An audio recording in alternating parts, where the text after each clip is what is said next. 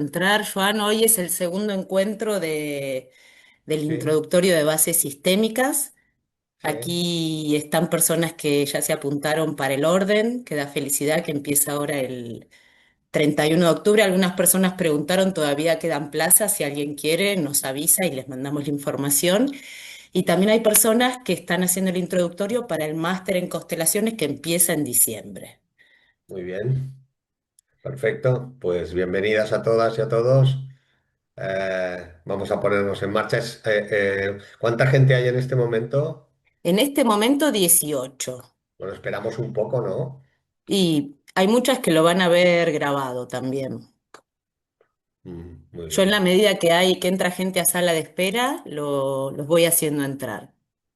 muy bien, perfecto. Pues nada, entonces iniciamos. Muy bien. Perfecto, bueno, pues lo que vamos a tocar hoy es uno de los, digamos, de los aspectos claves del trabajo de Bert Hellinger. El otro día hicimos la parte que hicimos y ahora nos toca, evidentemente, entrar en lo que es absolutamente claro de lo que es el trabajo de Bert Hellinger, que es lo que él llamó los órdenes del amor, ¿de acuerdo? Los órdenes del amor son muy conocidos. Las personas que de alguna manera trabajan con lo que se acercan a lo sistémico, enseguida toman contacto con esto que él llamó los órdenes del amor. ¿Qué son los órdenes del amor?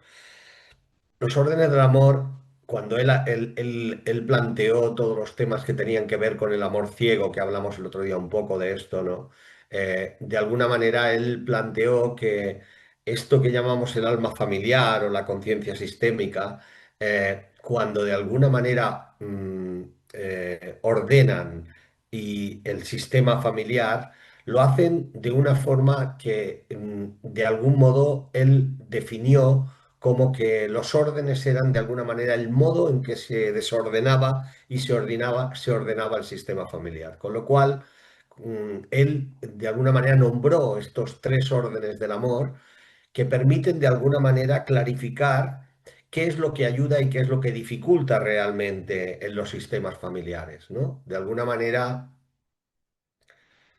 eh, podremos ver a través de estos tres órdenes cómo es que, que de alguna manera las familias se entran en conflicto o se desordenan a nivel sistémico y eso de alguna manera luego se va repitiendo en aquello que hablábamos el otro día, que eran los patrones familiares o los patrones o las implicaciones sistémicas, ¿no?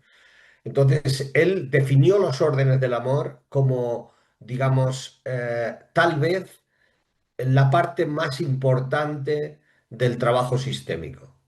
O sea, diríamos que el trabajo sistémico en la línea de Bergelinger es absolutamente, digamos, mm, inexplicable sin los órdenes del amor. O sea, es justo esta parte que llamamos que él llamó los órdenes del amor, la que va de alguna manera a daros la clave de cómo realmente se mueven los sistemas familiares. Entonces, cuando él nombra los órdenes del amor, la verdad es que todo el mundo que los escucha y los oye por primera vez realmente se sorprende, ¿no? Se sorprende porque dice, pero si esto es absolutamente, digamos, obvio, ¿no? Es como tremendamente obvio lo que Bert Hellinger dice así, aquí. Sí, así es. De hecho, a mí me gusta llamar a Bert Hellinger el campeón de lo obvio, ¿no? Porque es alguien que dice y muestra cosas absolutamente obvias, tan obvias, pues que verdaderamente cuando uno las ve dice, ¿cómo es posible que esto no lo hubiéramos nombrado antes, ¿no? Sin embargo, esa es la fuerza de lo grande, de lo sencillo, de lo que es realmente potente, que cuando lo ves dices, pero si estaba muy claro, claro que estaba claro, pero muy claro, pero nosotros somos demasiado ciegos y estamos demasiado retorcidos como para haberlo visto tan claramente, ¿no?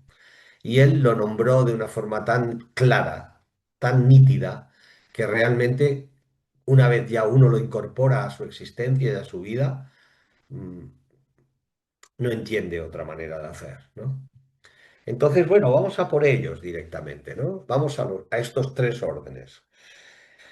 Él definió el primer orden como que todo miembro del sistema familiar tiene derecho a pertenecer a él.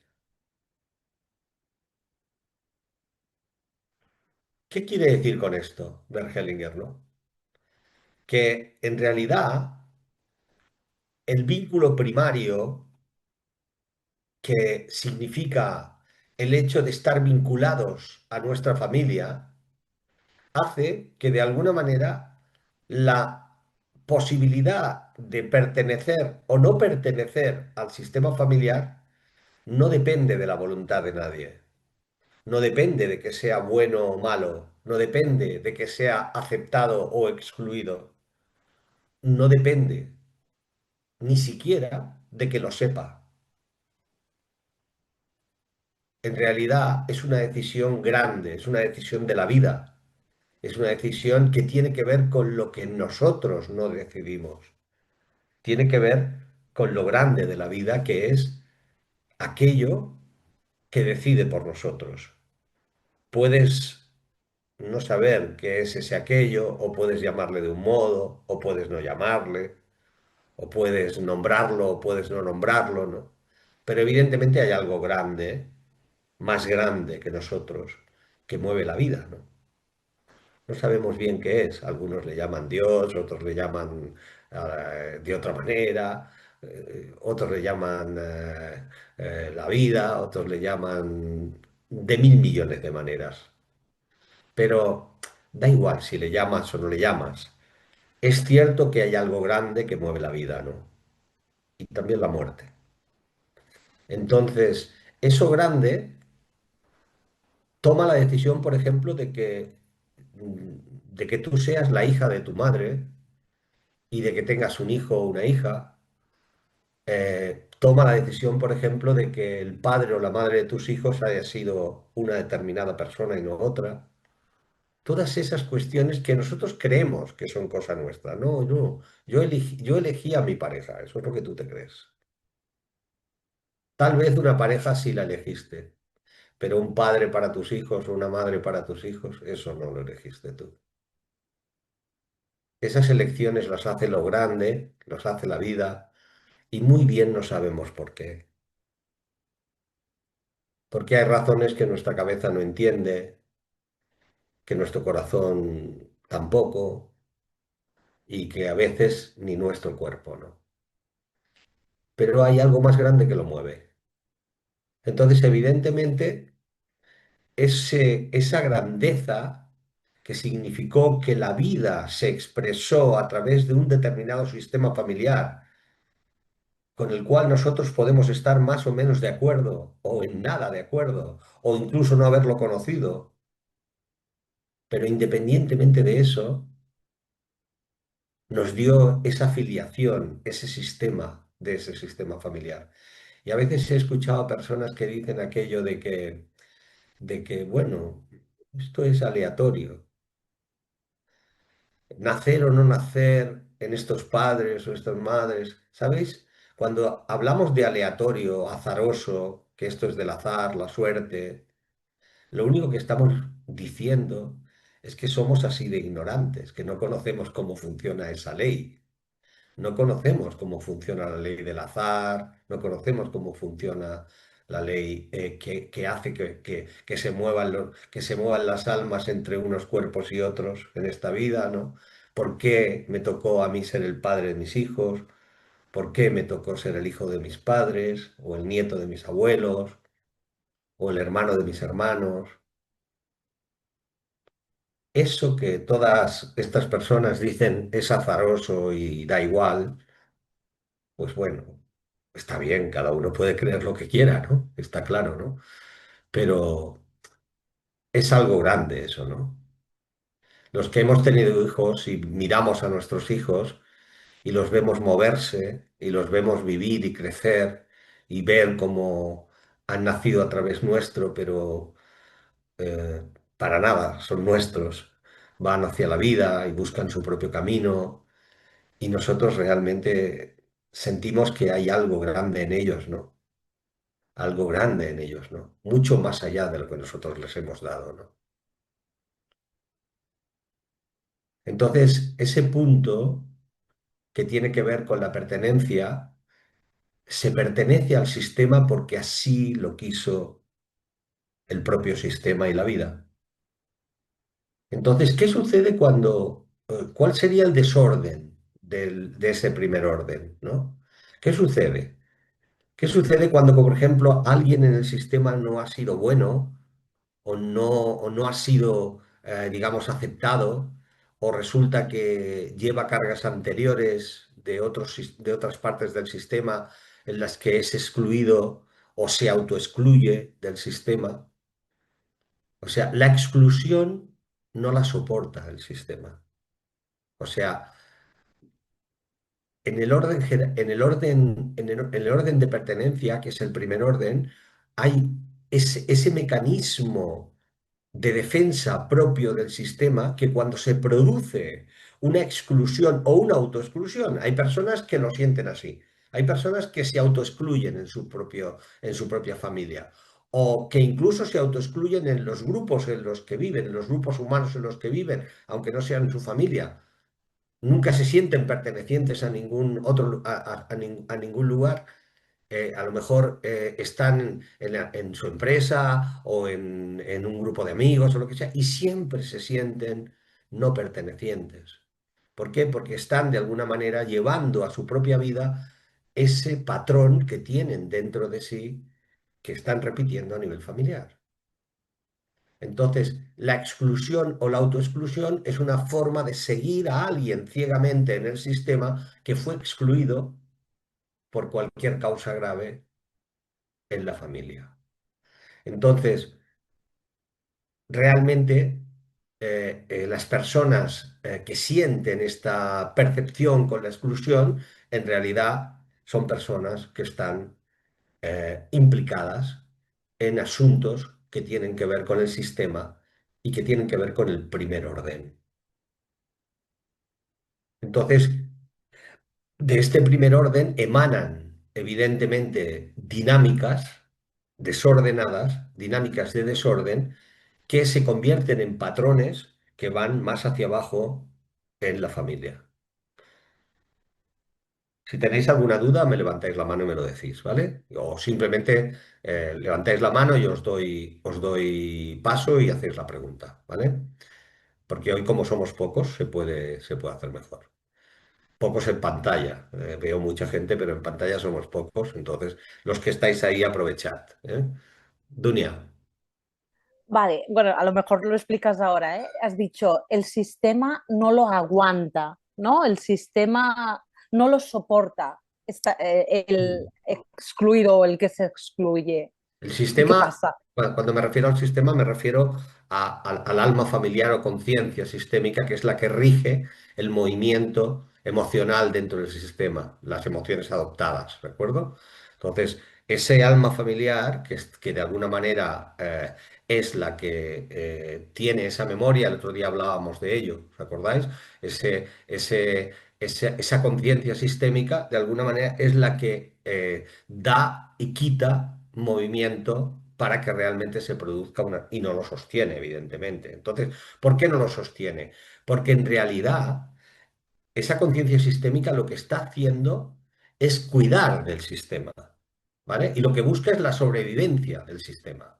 Entonces, para que el sistema sobreviva, lo que hace es que genera una vibración emocional o una emoción adoptada en una generación que está más abajo para que exista la oportunidad de resolver esa situación. Entonces, por decirlo más abajo, se produce una situación donde esa persona, a lo mejor un nieto, un hijo, resulta que toma esa carga, automáticamente se ve obligada a querer resolverla para vivir, para ser más feliz. ¿De acuerdo? Para intentar ser más feliz. ¿Entendéis? ¿Sí? Muy bien. Bien, entonces, desde ese punto de vista, Víctor. Jo- Ponedme la manita amarilla porque si no, vale. no lo veo, ¿vale? Joan, cuando hablas de exclusión y de herencia, hay un punto de origen, ¿no? En donde algo acontece para que empiece a suceder eso en el sistema. ¿Hay Claro. una manera de saber o diferenciar cuando se está dando una situación que es original de una que es heredada? De una que aconteció y se recibe a algo que acontece en el momento y genera un desorden que Sí. partirá hacia un futuro. Es cuando yo esto lo defino como, digamos, una herida biográfica o una herida sistémica, ¿de acuerdo? O sea, si hay nosotros, o sea, nuestros antepasados generaron heridas que luego se convirtieron de alguna manera en una emoción sistémica heredada más abajo, ¿de acuerdo? Pero de alguna manera nosotros también creamos estas situaciones, porque nosotros no somos palomitas inocentes que resulta que solamente heredamos las cosas duras que han hecho los malos que estaban detrás nuestro y nosotros somos unas palomitas inocentes que no hacemos daño a nadie ni hemos hecho daño a nadie nunca. Y entonces, claro, nuestros posteriores están salvados porque nosotros lo vamos a limpiar todo y no vamos a generar ningún problema para nadie. Bueno, entenderéis que esto no es así, que es ironía pura. Entonces, pues evidentemente que nosotros generamos heridas. Por eso, cuantos más conscientes estemos nosotros, más capacidad tenemos para no dejar cargas hacia adelante. ¿De acuerdo? Pero sí. Entonces, a tu pregunta de cómo se reconoce porque nosotros lo que nos sucede a todos es que digamos, nosotros no nos enteramos si realmente pasaron cosas o no pasaron cosas atrás que nos están afectando, a menos que tengamos un síntoma o alguien muy de la familia, muy cercano, tenga un síntoma muy difícil o muy duro y necesitemos encontrar solución o salida para eso, ¿no? Entonces, ¿qué pasará? Que lo normal es que, Víctor, si tú tienes un problema, supongamos con algo, lo más normal no es que rápidamente tú cojas y te vayas a hacer una constelación o hacer un trabajo sistémico. Lo normal es que primero pues vas a atender esto de una forma clásica, ¿de acuerdo? Vas a intentar ver cómo resolver esto, a lo mejor te vas a un psicólogo, ves cómo está el tema, no sé qué, no sé cuánto, lo miras y resulta, haces un poco de terapia, no sé qué, y resulta que dices, hostia, pues esto no va, no. Y empiezas a darte cuenta que aquí parece que no está, que no es biográfico, que esto, porque si es biográfico normalmente, si es un asunto biográfico, normalmente cede bien con terapia tradicional, ¿de acuerdo? Con diferentes técnicas. Cede bien el asunto si es biográfico, suele ceder bien con terapia tradicional. Pero cuando no es biográfico, difícilmente cede bien con terapia tradicional, necesita más. Con eso no quiere decir que no podamos trabajar sistémicamente los asuntos biográficos. También los podemos trabajar con constelaciones, con trabajo sistémico, con terapia sistémica. Claro que podemos, ¿no? Pero, digamos, de alguna manera, cuando se trabajan con otras técnicas, también funciona y funciona bastante bien. ¿Entiendes? Esta es la diferencia. Sin embargo, cuando esa situación es adoptada, es una emoción adoptada, el único sistema que realmente trabaja seriamente y con bastantes resultados es el trabajo sistémico, ¿vale? Porque hasta Bert Hellinger nadie hablaba de las emociones sistémicas o adoptadas. Esa fue la gran aportación de Bert Hellinger. Aparte de las constelaciones, el trabajo potente de Bert Hellinger fue darle lugar a ese cuarto tipo de emociones que son las emociones adoptadas o sistémicas. ¿Vale? Por eso es tan interesante este trabajo y lo hace tan diferente. ¿Queda claro, Víctor? Muy bien. Bien, visto el primer orden, vamos a pasar al segundo orden. Vamos a pasar al segundo orden. Bien, el segundo orden del amor eh, es un orden que se parece mucho al otro, pero no es igual, ¿vale? El segundo orden del amor dice, todo miembro del sistema tiene derecho a tener su lugar en el sistema, que no es lo mismo que decir tiene derecho a pertenecer. Tiene derecho a tener su lugar en el sistema quiere decir que exactamente cada persona necesita tener en el sistema su lugar ordenado que le pertenece. Por tanto, por ejemplo, imagínate, en el caso de la hija que se comporta con su madre como si fuera la madre, como si fuera la abuela, ¿de acuerdo? O el hermano que siendo el hermano menor se comporta como si fuera el hermano mayor. O la hermana de en medio que se comporta como si fuese la hermana pequeña.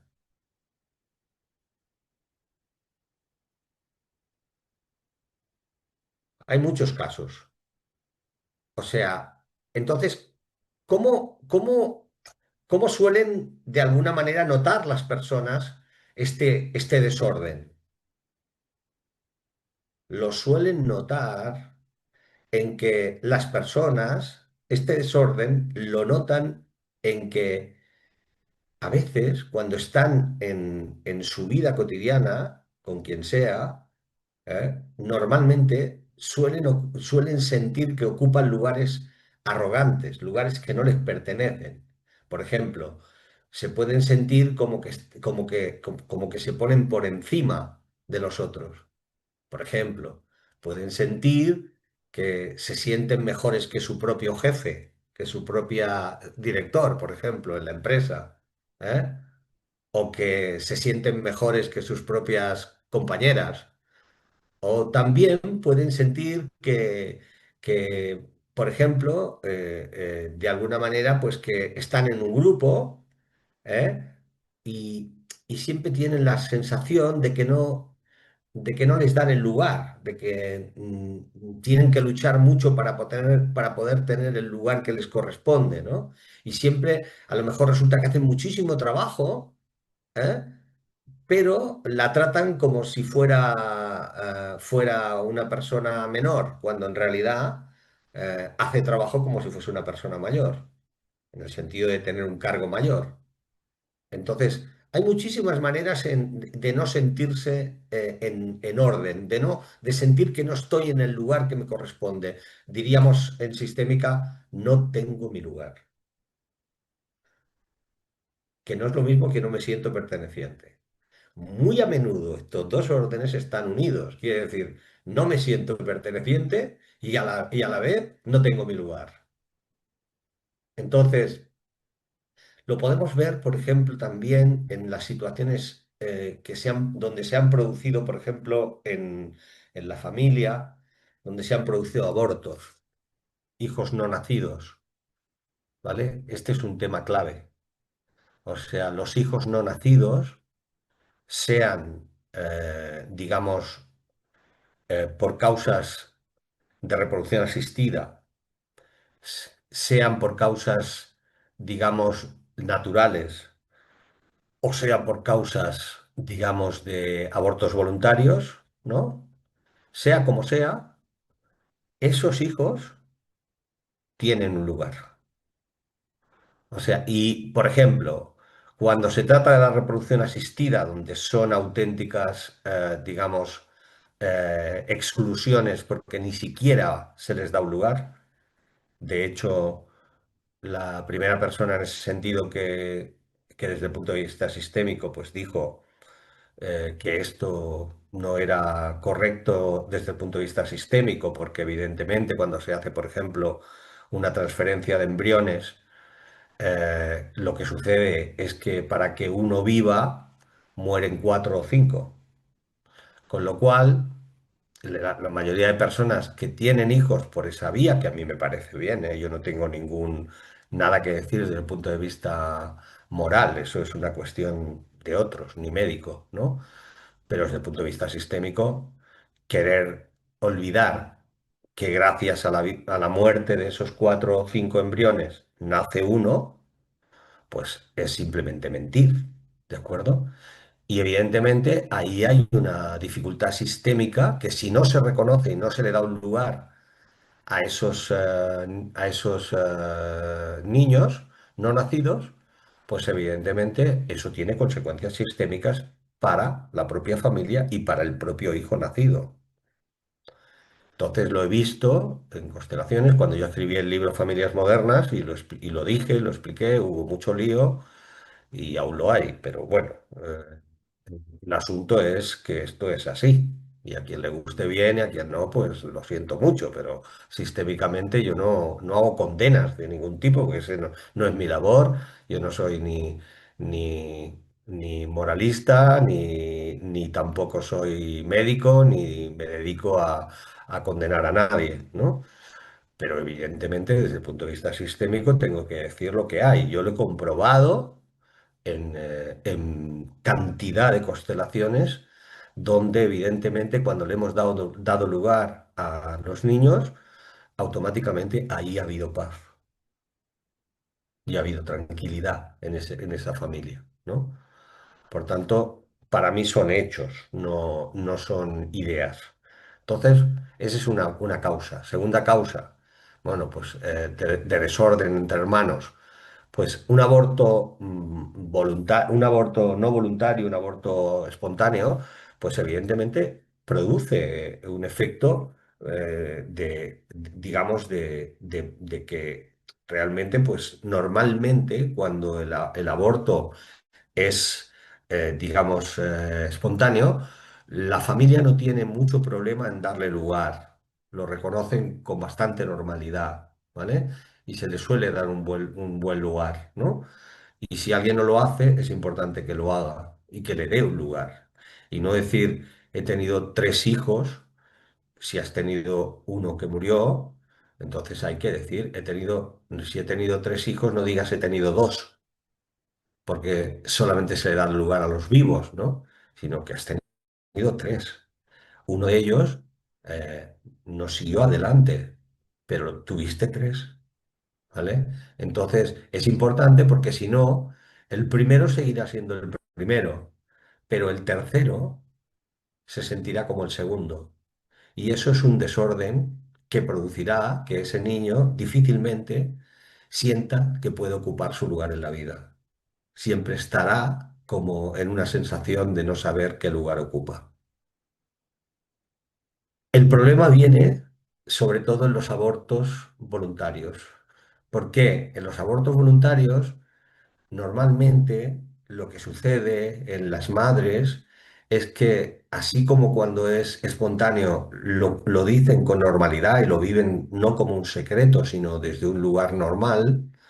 Cuando es voluntario, eso no lo viven igual, se vive con culpa, es inevitable para la persona que lo viva con culpa y automáticamente lo convierte la mayoría de las veces en un secreto. Entonces ese secreto produce todavía mayor dificultad en el sistema que el que producía digamos, el que estábamos diciendo anteriormente, que era espontáneo, ¿no? Entonces, evidentemente, es importante poder trabajar también en el segundo orden, en lo que llamamos el orden jerárquico, este aspecto que tiene que ver con los hermanos, ¿no?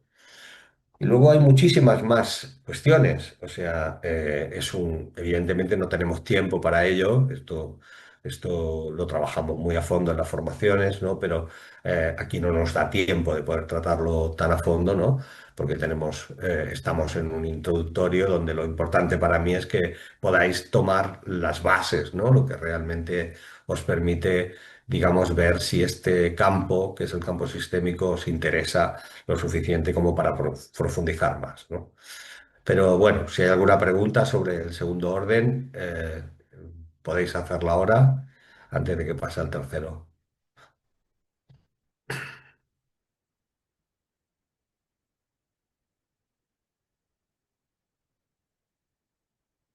Bien, parece que está bastante claro el segundo orden para todos. Bien, entonces, por decirlo de alguna manera, ¿qué ayudaría en el caso de, digamos, del segundo orden? Así como en la exclusión lo que ayuda es la inclusión, en el desorden lo que ayuda es el orden. Evidentemente, reordenar esas situaciones, darle el lugar que le corresponde a cada uno. Y esto, digamos, es increíble lo que llega a pasar cuando las personas, cuando de alguna manera se normaliza esa situación y se le da un buen lugar. Es increíble lo que sucede, ¿de acuerdo? Entonces, bueno, ese sería el segundo orden del amor. Vamos al tercer orden del amor. El tercer orden del amor, tal vez ese es el más complejo de entender, es de alguna manera el que llamamos el que rige las relaciones. Y decimos que el tercer orden del amor es el del equilibrio en el dar y el recibir y en el dar y el tomar. Hablamos dar y recibir y tomar porque no es lo mismo recibir que tomar, ¿de acuerdo? Supongo que os podéis dar cuenta, ¿no? El recibir es un acto más pasivo, ¿no? Y el tomar es un acto más activo, ¿no? Entonces, por eso a mí me gusta decir el dar y recibir, dar, recibir y tomar, ¿no? Bien, entonces voy a explicar esto. Bergelinger, cuando nombra este orden, digamos, por decirlo de alguna manera, es un orden que cuesta de entender a las personas porque es bastante, digamos, revolucionario en la manera de mostrarse, ¿no? Lo explico. O sea, cuando Bergelinger dice que hay dos tipos de dar y tomar o dar y recibir, el que se da entre los posteriores y los anteriores, y el que o sea, entre los mayores y los pequeños, ¿vale? Y el que se da entre iguales. Los posteriores y los anteriores serían los abuelos, los bisabuelos, los tatarabuelos, y de ahí para abajo serían los anteriores, los posteriores, ¿no? O sea, los anteriores serían los abuelos y los posteriores serían los hijos, ¿no? Bien, entonces, en ese orden, lo que dice Bergelinger es, los anteriores dan y los posteriores toman. Ese es el orden. Los que están atrás dan, los que están delante toman o reciben. Entonces, digamos, cuando esto lo nombra desde lo que tiene que ver con los iguales, ¿quiénes son los iguales?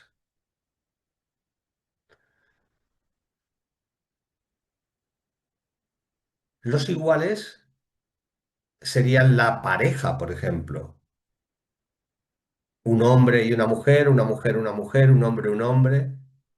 Somos iguales. Una pareja es un lugar entre iguales. En cuanto al, estamos hablando en cuanto al dar y recibir o tomar, ¿vale? Con esto no está diciendo que los hombres y las mujeres somos iguales, ¿eh? Esta idea de que los hombres y las mujeres somos iguales, que está tan de moda, está muy de moda, pero no somos iguales. Los hombres y las mujeres somos iguales en derechos, claro que sí, pero iguales. No hay más que ver, yo qué sé, yo tengo a Gemma al lado, ¿no? Aquí la veo a mi lado, pues hay que verme a mí, hay que verla a ella. ¿Os parece que somos iguales en algo? Pues no, somos muy distintos, ¿vale? Eso no quiere decir que no seamos profundamente complementarios, somos muy complementarios, ¿no? Somos como la propia polaridad de la vida, ¿no? Como la noche y el día, como todo que es polar en la vida, ¿no? Entonces, por supuesto que somos iguales en cuanto a derechos, ¿no? Pero no somos iguales. Y esto es importante poderlo aceptar para poder avanzar en la vida, ¿no? Por mucho que haya historias que nos cuenten películas, ¿no? Nosotros tenemos que mantenernos en una posición que sea de alguna manera coherente con lo que sentimos y desde ahí establecer un orden en la vida. Vanita, Sí, buenas tardes. buenas Em, tardes. ¿Los hermanos también se considerarían de la misma Vamos a ver. hermanos, primos? Los hermanos, ahora hablo de ello. Ahora iba después de esto a ello, ¿vale? Estoy Vale, acabando un momentito con la pareja vale, y luego voy a los hermanos, que tienen algo especial, por eso lo dejo para último, ¿no? vale. Bien, queda claro en la pareja, ¿no? Que somos iguales, ¿vale? Desde el punto de vista del dar, tomar y recibir. Bien, ahora vamos a los hermanos. En los hermanos, desde el punto de vista del dar, tomar y recibir, somos también iguales, ¿de acuerdo? Somos exactamente iguales. Sin embargo, desde el segundo orden, desde el orden jerárquico, no somos iguales. No es lo mismo ser el primero que ser el segundo, que ser el tercero. El orden de llegada marcó que en jerarquía somos diferentes, ¿de acuerdo? Porque la jerarquía la marca la vida, la marca el orden de llegada, el orden de qué fue antes, ¿no? Entonces, sin embargo, en el dar y el recibir sí que somos iguales. Imaginaos, por ejemplo, los que somos catalanes en Cataluña, en la época de 1920 todavía, aún estaba ahí la famosa ley del hereu, ¿no? Del heredero, ¿no? Que todo lo heredaba el hermano mayor o la hermana mayor, el mayor, ¿vale? El hijo mayor. Entonces, ¿qué pasa? Pues que imagínate los líos que se montaban en el sistema, ¿no? Todavía estamos destilando constelaciones y trabajos que tienen que ver con esa época tan desordenada desde el punto de vista del dar y el recibir. Mm. Entonces, desde el punto de vista de lo que tiene que ver con los hermanos, eh, es así, ¿vale? Vanita, ¿te queda claro? Sí, me queda claro, muchas gracias. A ti. Bien, entonces, desde el punto de vista del dar y el recibir, en lo que sería la visión general, esta sería la claridad. Entonces, es seguro que estáis pensando, pero a ver cómo es esto, ¿no? Dice, dice Bergelinger que entre anteriores y posteriores, los anteriores dan y los posteriores reciben. Entonces, ¿qué hacemos con las personas cuando se hacen muy mayores, nuestros padres, nuestros abuelos, que de alguna manera nos necesitan, ¿no? Entonces, ¿cómo es la cosa? ¿Cómo es que ellos dan y nosotros reciben? Si se convierten en niños o están tan dependientes y nosotros tenemos que hacer algo porque no los vamos a dejar ahí tirados, ¿no? ¿Verdad que esa pregunta ya a alguno le ha parecido? ¿Eh?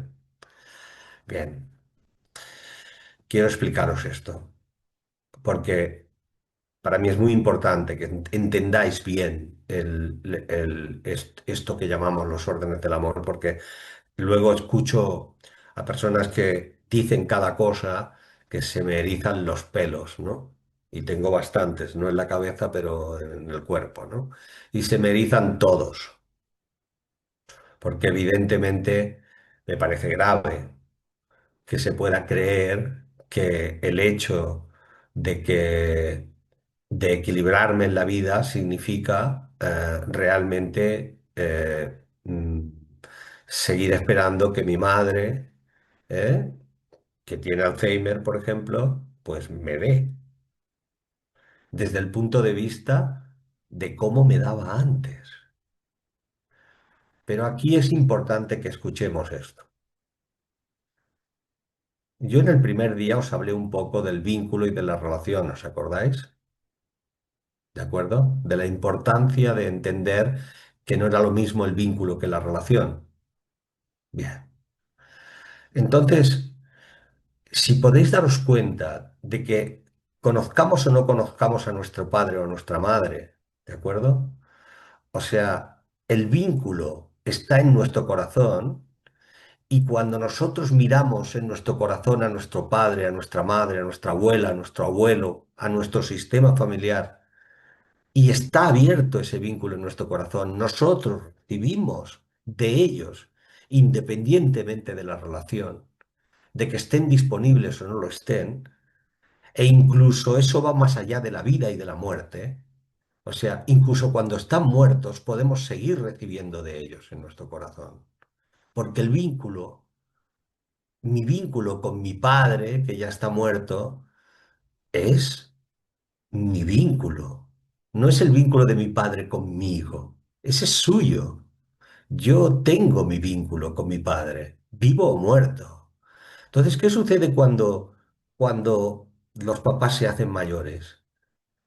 Y uno tiene el profundo honor de poder cuidarles. Que si uno, digamos, ve a su padre o a su madre que está ya con dificultades, que es difícil para él, o que a lo mejor es un padre o una madre con la que tú, digamos, has tenido una dificultad grande y tienes o has tenido una relación tóxica.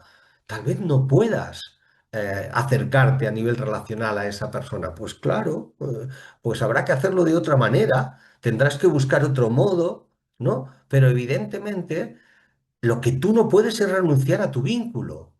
Porque en realidad, cuando los padres están en una situación difícil, nosotros ahí tenemos la posibilidad de seguir, a lo mejor cuando tu padre o cuando tu madre estaba con todas sus facultades, con su ego a máximo rendimiento, o sea, en realidad te era más difícil poder abrir tu corazón, porque la relación te lo impedía, te tenías que proteger.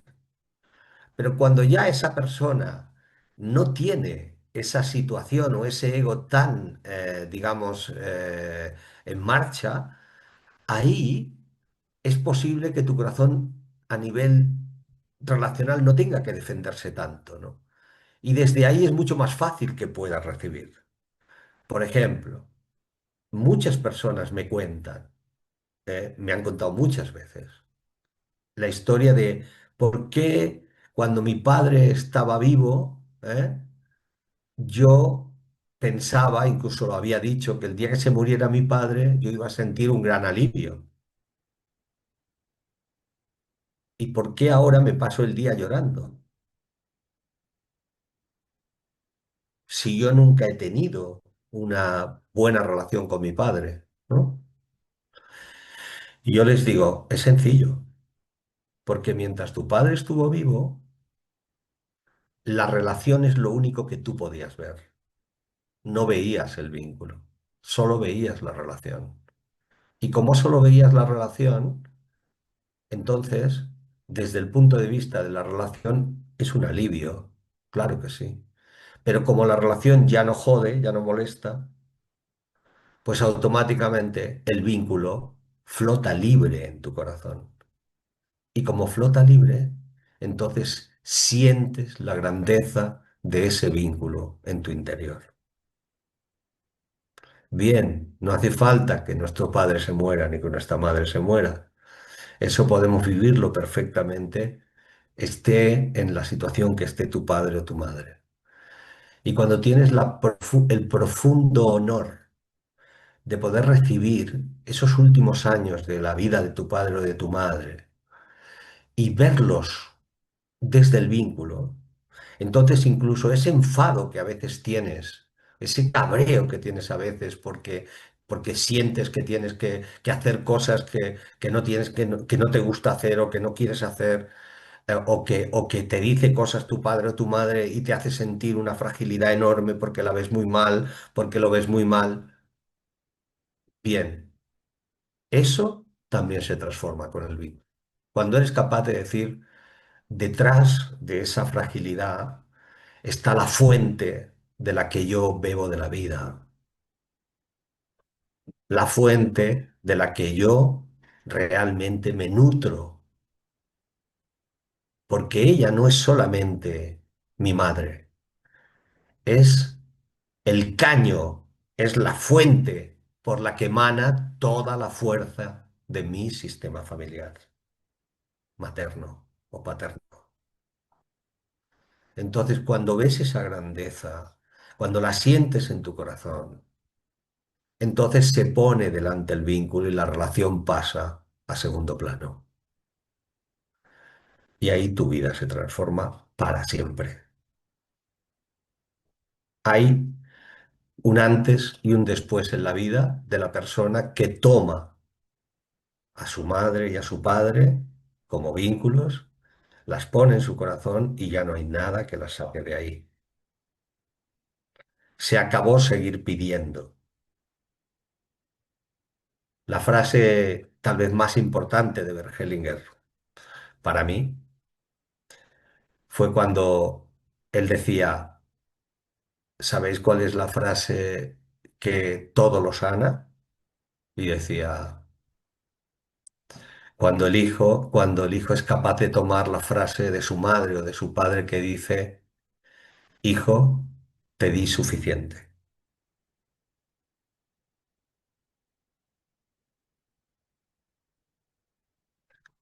Porque esa es la realidad.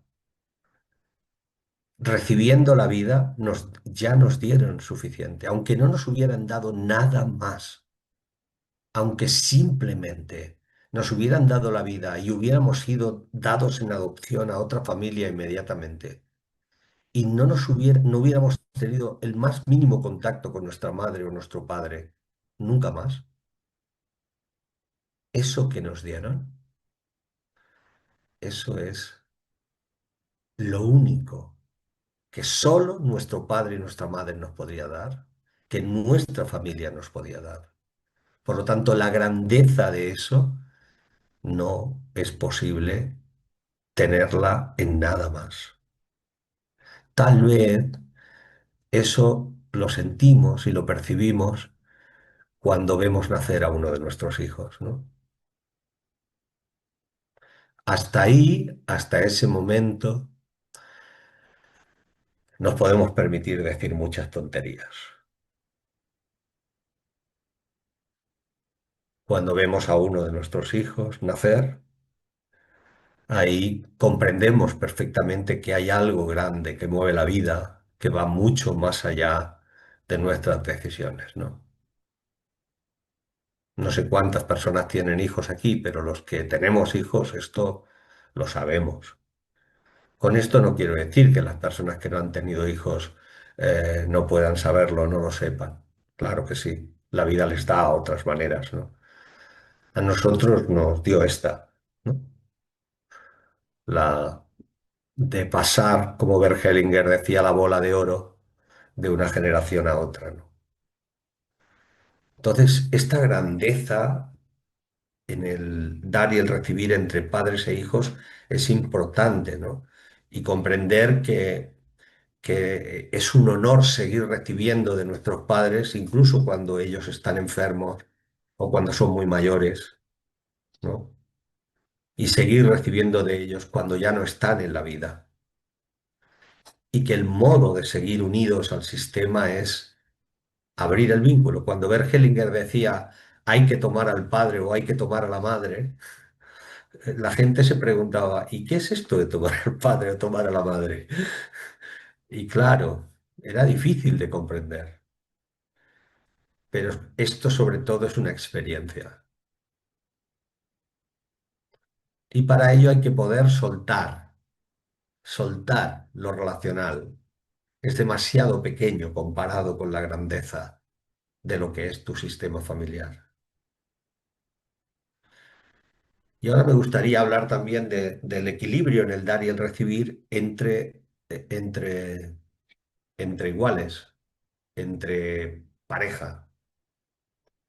Muy a menudo escucho hablar de ello como de una forma también muy confusa. como que estar equilibrados en la pareja significa, en el dar y el recibir, significa para muchos casi casi una operación mercantil, ¿no?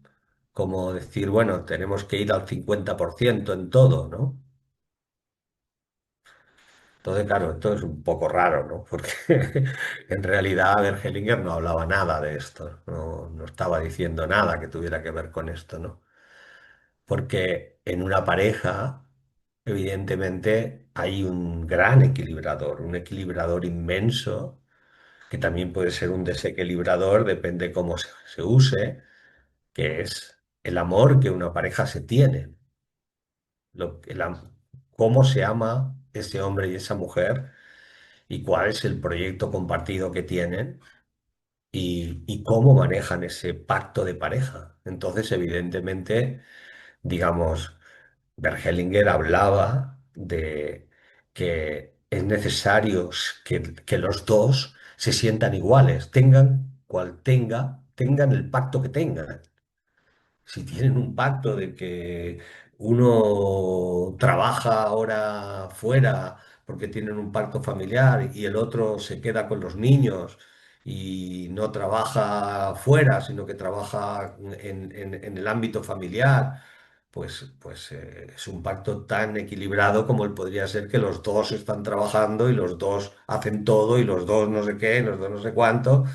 Pero fijaos que esto ha generado un problema muy grave hoy en día, ¿no? Porque evidentemente, pues la situación es que, pues que esta idea de igualdad en todo, yo lo que veo, así sinceramente, honestamente, lo que veo es que a quien ha desequilibrado más es a la mujer, ¿no? Porque hoy en día la situación es que, de alguna manera, pues yo veo a muchísimas mujeres en un nivel de estrés absolutamente monumental, ¿no? Porque evidentemente, pues no todos los hombres realmente han tomado un papel igualitario en cuanto a situaciones. Entonces, ni el hombre está contento ni la mujer tampoco. Hay una situación muy extraña, ¿no? En cuanto a esa igualdad, ¿no? Y es porque se entiende muy mal, se entiende muy mal. Entonces, digamos, si ahora yo que sé, pues una mujer gana mucho más dinero que su hombre y su hombre se queda en casa y cuida de la familia y pues no sé, se mira a ese hombre como diciendo, este hombre pues le falta algo, ¿no? O si una mujer se queda en su casa porque quiere y vive su vida y tiene un marido que la adora y que la cuida mucho a ella y a su familia y tal, dicen que bueno, que son una pareja tradicional, que no sé qué. Y si los dos trabajan como locos y resulta que comparten todo al 50% y no tienen tiempo ni para los hijos, ni para la familia, ni para ellos, ni para nadie, pues, pues bueno, son muy modernos, ¿no? Entonces, yo lo que me pregunto realmente es si eso es equilibrado, o produce desequilibrios. Entonces, es importante que ambos se sientan equilibrados, que se sientan en un buen lugar los dos, sea cual sea la forma. Porque una pareja tiene un proyecto compartido, ¿no? Entonces, como tiene un proyecto compartido, en ese proyecto compartido puede haber diferentes fases y pueden tomar decisiones en común de decir, pues mira, ahora tú haces esto, yo hago lo otro, luego lo hago yo y lo haces tú, luego lo haces tú, a lo mejor yo estoy estudiando, tú estás estudiando, no sé qué, lo que sea necesario, ¿no? O sea, Bergelinger explicaba un caso que decía que, por ejemplo, una pareja muy joven, decía, una pareja muy joven que se conocieron en la universidad estudiando y los dos se amaban mucho y como quisieron irse de sus casas inmediatamente para estar juntos, pues automáticamente se fueron a vivir juntos y se encontraron con que no tenían dinero para sostener que los dos estudiasen. Entonces ella le dijo, mira, hagamos una cosa, tú te vas, tú sigues estudiando y yo me voy a trabajar y yo dejo la carrera. Y cuando tú acabes, entonces yo seguiré la carrera. ¿Qué pasó? Pues que lo que pasó fue que evidentemente cuando él acabó la carrera, él se fue. ¿Por qué?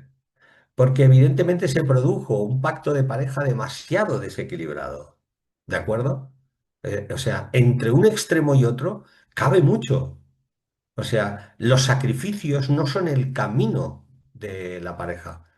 Si es un sacrificio puntual durante un tiempo que es corto y que tal, vale, cada uno puede decir yo hago esto, tú haces lo otro, tal, pero se tiene que ir equilibrando continuamente. Se tiene que ir buscando un camino de equilibrio, porque si el desequilibrio se hace, si uno da más de lo que toma o toma más de lo que da, lo que va a suceder es que alguien se va a sentir descompensado. ¿Se entiende? Entonces, Berkelinger explicaba y decía que esa ley de compensación tenía que ver con el hecho de que cuando había situaciones en las que alguien, por ejemplo, en la pareja, hacía daño al otro,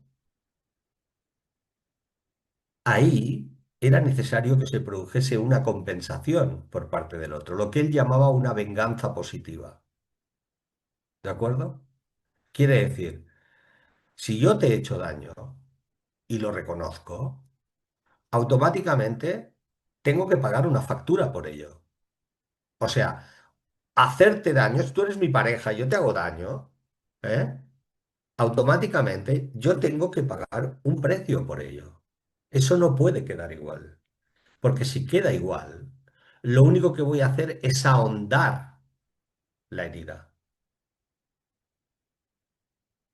Entonces él hablaba de la venganza positiva o la compensación positiva o la compensación negativa, que tiene que ver con el hecho de que dice, si cuando se ha producido un daño, resulta que tú compensas haciendo lo mismo que el otro o algo parecido al mismo nivel, o sea, te vengas al mismo nivel, lo que pasará es que la otra persona volverá a la venganza. Y así. Y si te vengas por arriba, más que el otro, lo romperás. Entonces tienes que vengarte un poquito por debajo. La factura tiene que ser un poco por debajo. ¿Vale? Ni igual ni por arriba, un poco por debajo. Por ejemplo, si resulta que eh, te ha hecho daño tu pareja en un momento determinado y tú eh, le dices a ella, a tu pareja, oye, o a él, le dices, oye, mira, me has hecho daño con esto, tengo mucho dolor con esto, ¿eh? Y no me puedes pedir que esté bien como si no hubiera pasado nada, me duele. Y el otro te dice, bueno, pero si no ha pasado nada, no sé qué, no sé cuánto, te va a doler más todavía. ¿Me explico? Todavía te vas a poner peor. En cambio, si el otro te dice, mira, lo siento mucho, me he dado cuenta, veo que te ha dolido, ¿no? ¿Y qué puedo hacer para compensar esto? Ahí hay una posibilidad de equilibrar y de pagar la factura, ¿lo veis? Sin embargo, ¿qué pasa si el otro viene y te dice, oye, si le dices esto y el otro te dice, mira, perdóname, perdóname, no me había dado cuenta, perdóname, perdóname? Cuanto más te diga perdóname, más te vas a enfadar. ¿Por qué? Porque no es lo mismo decir lo siento que decir perdona. El perdón es algo demasiado grande y el perdón es algo que le pertenece, si acaso, pues, si hay Dios, a Dios, ¿no? Pero entre nosotros, entre iguales, no nos perdonamos. Entre iguales, lo que hacemos es reconocer que hoy me equivoqué yo, mañana te equivocas tú, al otro me equivoco yo, al otro te equivocas tú. Entonces, entre iguales, nos decimos lo siento, porque decir lo siento y qué puedo hacer para reparar esto es asumir la responsabilidad. Es asumir la responsabilidad de que hoy te dañé yo mañana me dañarás tú y vamos a reparar esto porque no somos perfectos. Entonces no produce deuda. En cambio, cuando decimos perdona, es como que me pongo por debajo y tú te voy poniendo para arriba. Y perdóname, perdóname, perdóname, perdóname, perdóname, perdóname, cada vez estamos más alejados. Tú más arriba como Santa Teresa de Jesús y yo cada más abajo como un diablillo cada vez más malo, ¿no? Tenemos que equilibrar esto. Para equilibrar, la relación de pareja es una relación de cómplices, quiere decir entre iguales. ¿Me explico? Y somos iguales cuando somos capaces de reconocer que todos dañamos y todos somos dañados. Todos hacemos bien y todos recibimos bien. Entonces, ese es el equilibrio. ¿Queda claro lo que sería el equilibrio en negativo? Ahora, en positivo. En positivo, es muy interesante de ver cómo podemos hacer crecer la relación amorosa. Y esto nos puede pasar con nuestra pareja o nos puede pasar con un amigo o con una amiga, con cualquier persona que sea un igual al que nuestro corazón dice sí. Entre nosotros, de una forma casi automática, tenemos un registro de todas las relaciones que nos importan y nos damos cuenta de una forma inconsciente de si estamos equilibrados o desequilibrados en esa relación. Por ejemplo, imagínate una amiga, que tienes una amiga o un amigo, y resulta que, que tú la has llamado 5 veces seguidas en el último mes y ella no te ha llamado ni una, ¿vale? Llega un momento en que tú esto lo sientes con claridad. Y evidentemente llega un momento en que empiezas a decirle al otro, oye, mira, sí, todo está muy bien, pero siempre te llamo yo, tú no me llamas nunca, ¿vale? Hay como una percepción, como si llevásemos una contabilidad con un debe y un haber en cada relación automáticamente, ¿no? Y entonces las tenemos encuadradas en cada sitio, ¿no? Y entonces, de una forma natural, vamos haciendo ese conteo de si la relación está equilibrada o desequilibrada y nos vamos equilibrando de una forma casi, casi automática, ¿no? Fijaos en vuestros amigos, fijaos, y lo veréis. Ya veréis cómo hay una forma de equilibraros, ¿no? Es como que sentimos en la conciencia, sentimos el equilibrio y el desequilibrio. Entonces es una gran herramienta, porque, por ejemplo, en las relaciones amorosas con nuestra pareja o en las relaciones con nuestros amigos, esto es un arma muy grande cuando la tomas de forma, digamos, de forma consciente. Bert Hellinger explicaba que si tú quieres hacer crecer el amor con alguien a quien amas, o sea, es exactamente al revés. El otro te hace algo hermoso o algo que te gusta. Imagínate, te hace un regalito y te deja, yo qué sé, tu pareja te deja una flor en tu mesita, ¿no? Entonces, bueno, pues entonces Bert Hellinger dice, si quieres hacerlo crecer, equilíbrate haciendo siempre un poco por encima de lo que el otro ha hecho. No mucho, pero un poquito por encima de lo que el otro ha hecho. Entonces, si el otro se da cuenta y lo siente igual, él también hará algo por encima, un poquito. Y poco a poco va creciendo, va creciendo, va creciendo, va creciendo, y así se hace más grande el amor que tienes con el otro, ¿no? Es un amor consciente, ¿no? Entonces, cuando es en negativo, es por debajo, y cuando es en positivo, es por arriba. ¿Lo entendéis? ¿Sí? Bien, pues este sería el tercer orden. Abrimos micro ya para preguntas de todo tipo, ¿vale? Ya, digamos, son las 20:36. Entonces, si hay preguntas de cualquiera de los órdenes o de cualquier cosa que queráis preguntar respecto a la formación, al introductorio de formación que estamos haciendo, pues abro micro, ¿vale? Adelante. Elisabetta, abre el micro. Abre el micro, si no, no te oímos. Ok, Ahora, ahora, ok.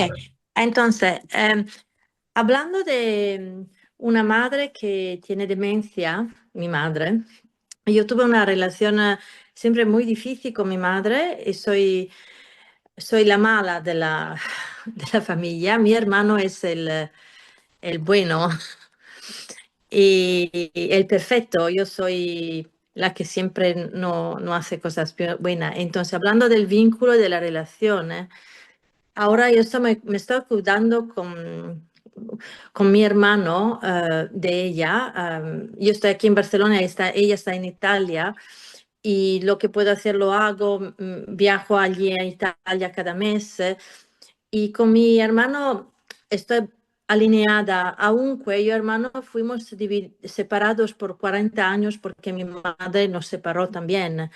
Ahora con esta situación estamos acercándonos, pero yo con ella pasé unos meses bien, que ella me era muy gentil conmigo y ahora empieza otra vez a matarme. Pasé 8 días ahora en Italia y fue, volví que yo estaba muerta. Y yo hice mucho trabajo sobre mí. Soy terapeuta y yo comprendo todo bien, hice constelaciones. Y el tema es que yo comprendo su ánima, comprendo todo, el vínculo lo tengo, pero continuar a irme allá y pasar días con ella que pasa su tiempo a decirme cosas y hacerme sentir como siempre, como yo la hago sufrir. Ella me dice siempre que yo soy la hija que la he hecho sufrir. Entonces, ¿cómo se puede hacer con una madre que tiene demencia, que yo tendría que comprender bien la relación porque tiene la demencia, el vínculo también, pero eso no me pasa, me resulta muy difícil. Es normal que sea difícil porque escuchar a tu madre decirte determinadas cosas tendrías que ser una piedra para que no te tocase, ¿no? Mm, Entonces es difícil y es normal que eso haga que para ti sea difícil estar cerca de ella. Es normal.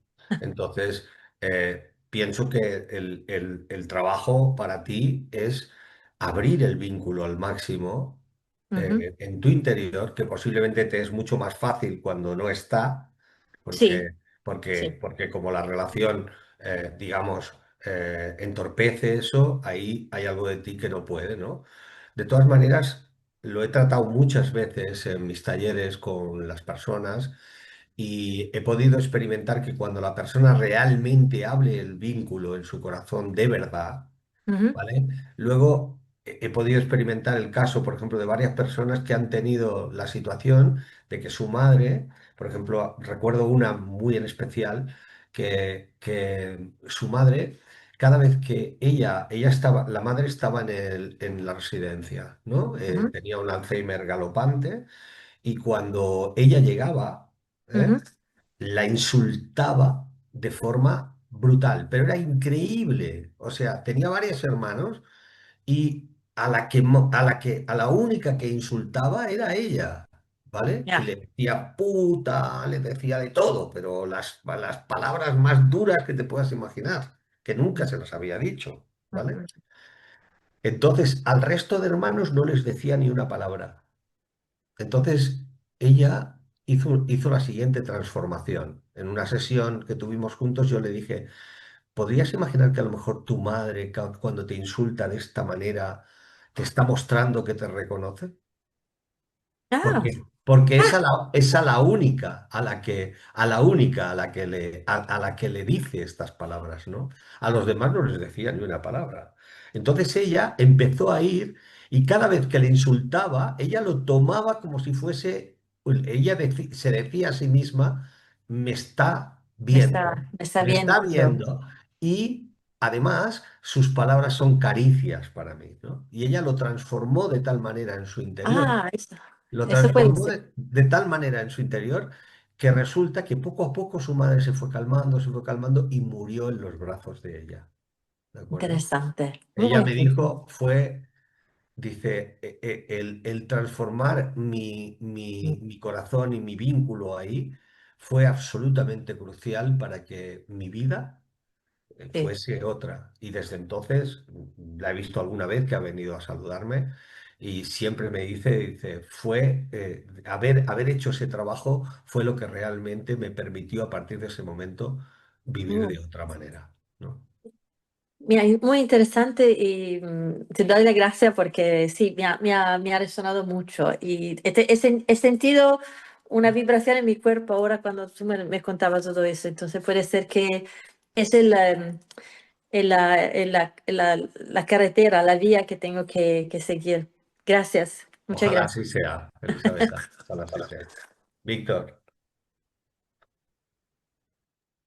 Hola, Joan. Mira, yo quería hacerte dos preguntas, pero que van unidas, que tienen que ver con los órdenes relacionales grupales, ¿no? Porque se me abre el abanico en que están los órdenes relacionales sociales, los nacionales, los que tienen que ver con los diferentes paradigmas donde la gente circula y nos vamos uniendo unos a otros, ¿no?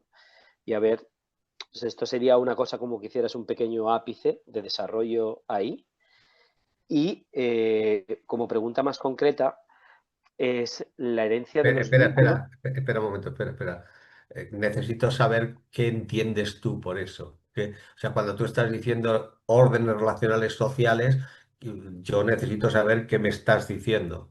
Vale, pues sería como un poco la visión antropológica, ¿no? Si eres español, si eres catalán, si eres de Aragón, eres de Aragón, o si eres de Mm. Brasil, eres de Brasil, Bueno, ¿no? Esto, eso es, digamos, nosotros no solamente somos miembros del sistema familiar. Nosotros somos miembros de diferentes sistemas. O sea, y el sistema, digamos, que nos recubre, que tiene más influencia sobre nosotros, el primero es el familiar. Pero después está, el siguiente fue el sistema educativo, ¿de acuerdo? ujú, El tercero es el sistema profesional, ¿vale? ujú, Pero el que recubre a todos ellos es el sistema social. Quiere decir, no es lo mismo haber nacido en una familia que nació en Burundi que una familia que nació en Barcelona.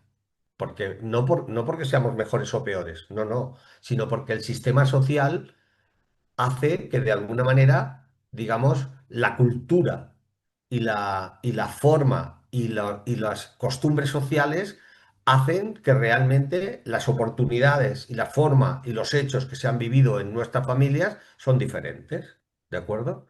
Por lo tanto, desde ese punto de vista, o sea, es evidente que, que tiene una importancia, que tiene un valor, que tiene un lugar, ¿de acuerdo? Pero no porque nos haga mejores o peores, ¿no? Sino porque nos hace de alguna manera en circunstancias diferentes y esa cultura nos afecta de una forma diferente. ¿De acuerdo? sí, entonces, o sea, respondiendo a la primera, viene la segunda pregunta que afina un poco más. O sea, es una pregunta un poco más fina dentro del mismo conjunto, ¿no? Al igual que recibimos un sistema de emociones, ¿no? Del sistema familiar, ¿no? Como ya has Sí. descrito, y es evidente que lo recibimos también del sistema social, de una manera o de otra, ¿no? Eh, ¿Qué diferencia hay en ese orden, ¿no? ¿Qué diferencia encontramos? Me cuesta un poco formularla, pero voy ahí, ¿eh? ¿Qué diferencias encontramos, si es que las hay, en estos órdenes, ¿no? En la manera de ordenar esto, ¿no? O sea, igual que podemos recibir, pues no sé, me invento ahora, ¿no? Pues un trastorno X, el que sea, de Del una abuelo, enfermedad del pasado, bisabuelo. de lo que fuera, ¿no? pues cuando recibimos un trastorno social que se nos Sí, sí, manifiesta en sí. vida No, con no, está muy nuestros claro. vínculos, Está muy claro. ¿hay diferencias Sí, a la sí. hora Sí, de sí, está muy meterlo? claro. Está muy claro. O sea, nosotros en este momento estamos destilando todavía la Guerra Civil Española Sí, sí, total. en nuestra sociedad, ¿de acuerdo? Como pueblo. O sea, y todos los pueblos, digamos, todas las sociedades, no solamente destilan sus asuntos familiares, no solamente están implicados familiarmente, están implicados como país, evidentemente. Las historias, hombre, yo creo que esto lo vemos clarísimo en todos los hechos sociales. Lo que pasa es que no nos acordamos. Pero fijaos, por ejemplo, os voy a poner un ejemplo muy clarito, muy clarito. Patrón de repetición sistémico social, ¿vale? Es lo que en sistémica llamamos el society, ¿no? Muy bien. ¿En qué año se produjo la pandemia en el siglo XX? ¿Alguien lo sabe? Sí, sí, en los años 20. Muy bien. En el mismo año que se produjo la pandemia del COVID. Por tanto, evidentemente, los asuntos se repiten, claro que se repiten, no solo a nivel sistémico familiar, también a nivel social. Entonces, tenemos hoy en día, si vosotros veis las circunstancias políticas en las que estamos en este momento a nivel del mundo, y veis cómo estaba el mundo en los años 20, ¿vale? Pues veréis que estamos en una situación muy parecida. Se parece un montón, absolutamente. Al que le interese la historia, ¿eh? Lo verá, ¿vale? Solo hay que ir a buscar los documentos de esa época. Por lo tanto, ¿por qué? Porque la repetición sistémica no es solo a nivel familiar, es también a nivel social. O sea, el nivel social, digamos, en realidad, si uno tiene una visión muy contemporánea de las cosas, entonces no se entera. Pero si tiene una visión histórica, entonces se entera. Y ve cómo se repiten las cosas, igual que en los sistemas familiares. ¿Y las técnicas son las mismas para trabajar esto? Sí, lo trabajamos con constelaciones organizacionales. Sí, sí. Lo trabajamos, yo he hecho, hombre, en la época del procés en Cataluña me tocó, incluso me llamaron en la época y en la época anterior, en épocas que hubo problemas, me llamaron incluso de la Generalitat para hacer trabajos con este tema y los hice, y los hice. Sí, sí. Es una herramienta perfectamente, es muy útil, tremendamente útil desde el punto de vista, digamos, social, psicosocial, ¿vale? Pero normalmente lo trabajamos más desde las constelaciones organizacionales que desde las constelaciones familiares, esta parte, ¿vale? Pues se trabaja más con estructuras, es diferente. Es parecido, pero diferente. La base es la misma, pero no trabaja tanto con el sistema familiar, sino con algo más grande, ¿no? ¿Y te has encontrado con resultados de... Perdón, que haga un poco de ping-pong, ¿eh? La última pregunta ya está, dejo espacio. ¿Te has encontrado con resolución de trauma, ¿no? De lo que llamamos trauma, como bien has mencionado, por guerra civil, ¿no? Sí, sí, Que sí, lleva sí. aspectos sociales a funcionar desde la Hemos, rabia o desde... hemos visto muchísimas cosas y sería muy largo de contar. Si tienes interés en esto, lo ideal es que te que te acerques a las constelaciones organizacionales, ¿eh? Porque es la herramienta para esto, ¿eh? ¿De acuerdo? Ok, gracias. Michelin,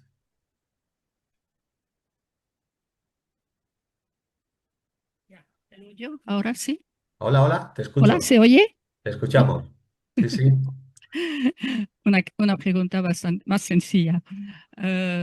Siempre me pregunto en el segundo orden, ¿cómo se traduce concretamente ser la mayor? Tú dices que eso ya lo he escuchado, que hay orden de el mayor, el menor, bueno, ¿cómo se traduce esto La, concretamente? la que llegó primero. Sí, ya lo sé, he llegado yo primera, pero ¿y, y, Eres, y- porque eres y la qué? mayor. ¿Y qué? Sí, y qué más? Qué me cambia con la relación con mi hermana? No, no, yo no estoy diciendo nada de eso. Tú me has preguntado qué Sí, significaba ser la mayor, ¿vale? bueno, Ser la sí, mayor significa, desde el orden jerárquico, significa ser la primera. El resto, para poder saber algo más de esto, tendríamos que ponernos a trabajar con eso, ¿no? Pues no, que te cambia, que no te cambia, yo ahora no me meto en esto. Tú me has hecho una pregunta técnica y yo te la contesto, ¿vale? ya, ya, vale, soy la mayor, ya está. Claro, a partir de ahí Bien, lo que bien, haya hay que trabajarlo. Decir, bueno, yo como mayor me siento de esta manera, me pasa esto, lo que sea, ¿no? O me pasa lo de más allá, entonces ahí vemos, ¿no? Pero en principio a la pregunta que me haces te respondo, ¿vale? vale, vale, trabajaremos, ok. Venga. Mané, ¿Se escucha? hola, hola, hola. Sí, se escucha bien, sí, ya. Perfectamente, perfectamente. Mi pregunta es por lo siguiente. Me tengo la inquietud de qué pasa cuando, por ejemplo, hay transfusiones de sangre o trasplante de órganos, ¿cierto? En cuanto a lo que son las órdenes del amor.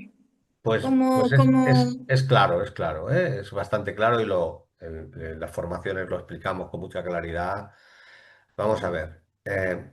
Cuando hay,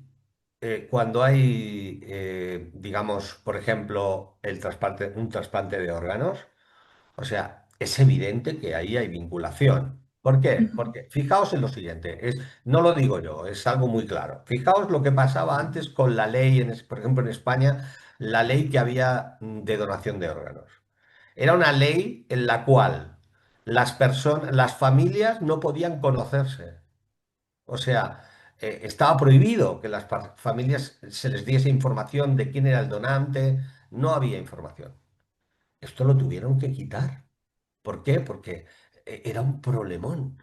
¿Qué pasaba con el donante y la familia donante y la familia receptora? Pues que evidentemente pues, sí, había un vínculo. Imagínate que una mujer, una madre perdió a su hijo y el corazón de su hijo lo tiene otro chico, otra chica.